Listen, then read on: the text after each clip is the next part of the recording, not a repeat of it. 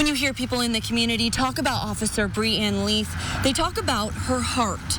She was dedicated and determined to make this city a better place and leave a lasting impact on those she served. We met her about 2.5 years ago. My kids met her at Firefighter for a Day camp. Amber Harrison is just one of many lucky enough to meet Officer Breanne Leith, or Officer Bree, as the kids called her. My middle son, Frankie, actually gave them a piece of paper with my address on it and asked them to come over. Harrison says she didn't expect the officers to keep that piece of paper, but they did. And a few days later, she woke up to a knock at the door. And it was Officer Bree and another woman, and she had showed up with the basketball. Harrison says that was 2018. She says Officer Leith took time to get to know her and learned she was a newly single mom and having a tough time. So ever since then, Leith and a few others made it a point to check in on the family, making sure they had supplies for school and even getting the kids a fish for Christmas. When she showed up, you could tell this is where she wanted to be. She didn't do it because someone told her to. She did it because she wanted to be here. She wanted to make sure that my kids were okay and that I was okay. And although Leith's time on the force was short, the impact she had on those she met will continue to live on. Just to have my kids to be able to see that there are good police officers and there's good human beings and just people that truly care no matter what, no matter how poor you are, what color you are, just anything about you, it's really a blessing. She says her son now hopes to follow in Officer Leith's footsteps and one day join IMPD himself. She definitely was impactful in the community and in our lives, and I hope that her son and her family knows how blessed we truly are to meet her.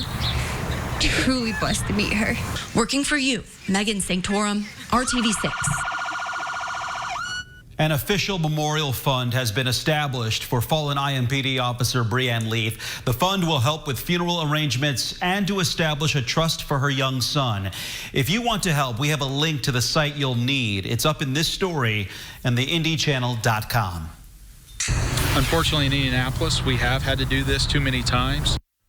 A police department grieving tonight after losing one of their own. IMPD is asking the public to support our officers and come together in this difficult time. RTV6's Stephanie Wade shares their message tonight. The head of the Fraternal Order of Police asking people tonight to rally together after losing a beloved officer. People posting all over social media, sharing their stories of Officer Leith doing good in the community. She was the officer who she could take care of business if she needed to, but she also always made time to reach out specifically to young children. An affinity for helping children. Breanne Leith, or Bree as her family says she's known by, also had a son of her own. Her fellow officers, committed to never leave families of the fallen behind, now includes Bree's son. You don't have to worry about your children or your family.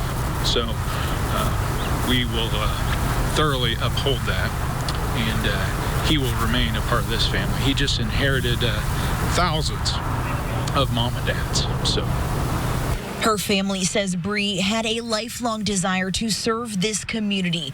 She not only served with IMPD, but worked in the Marion County Sheriff's Office and was in the Army National Guard. Bree's sisters, mom, and dad all working in law enforcement too.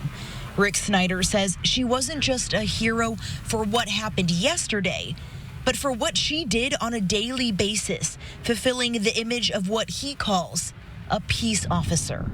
Officer Leith, she had a shorter career, but look at all the impact she made in just that time span. Imagine if she had 32 years of doing that. A legacy she now leaves behind. So when we say never forget, she will never be forgotten. Working for you, Stephanie Wade, RTV 6. And Snyder says since yesterday, Officer Leith has had an officer by her side the entire time. Overnight at the coroner's office at the funeral home, he says there will be an officer by her side until she is laid to rest.